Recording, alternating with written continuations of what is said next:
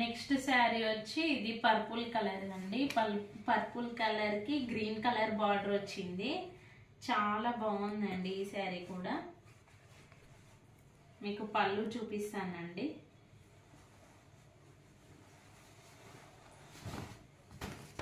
చూసారా, ఇదండి పళ్ళు. మంచి గ్రీన్ కలర్ వచ్చిందండి, ప్యారెట్ గ్రీన్. ఇది వచ్చేసి మనకి బ్లౌజ్ పీస్ అండి, గ్రీన్ కలర్ బ్లౌజ్ వచ్చింది. చాలా బాగుంది కలర్ కాంబినేషను. ఇది తీసేసుకున్నాను.